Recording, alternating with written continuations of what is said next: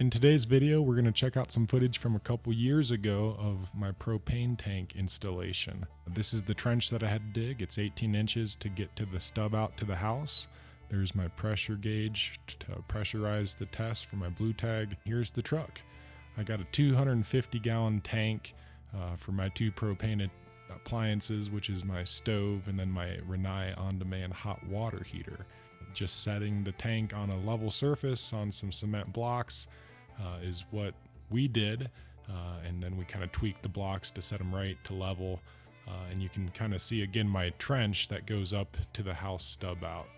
So right now, yeah, you see Skylar, who was the installer here with Jones Oil, who is a local provider in the valley, and I helped him out and learned a little bit about it.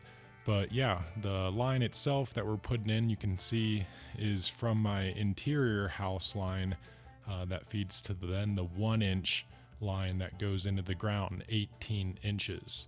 And you kind of help snake out the line and you put it into your trench. You don't really want to have any big rocks on top of the line that could pinch it. So mostly I got some sand and I kind of work the sand over. Right now he's running a wire just for kind of a find wire, so in case somebody has to pull the line later, something like that, if it had to get moved, that wire is a good indicator of just how where to put it rather. So yeah, as I kind of run the wire down, he helps feed it up through that yellow line through the gray flex, and that's the sleeve there for the tank.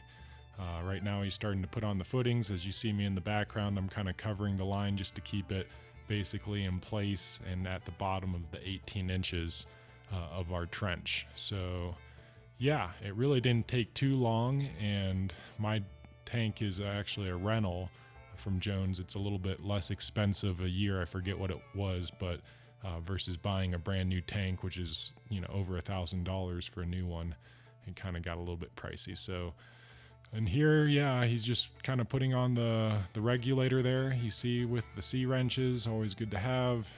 Kind of talking me through a couple different things on what does what with the tank itself.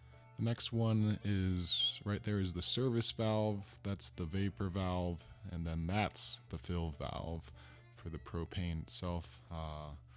Then that's the pressure relief valve. And then last, the fill valve again, you do that to 80%, and that's your gauge. Thanks for watching. Hope you guys liked the video. Owner Builders Unite.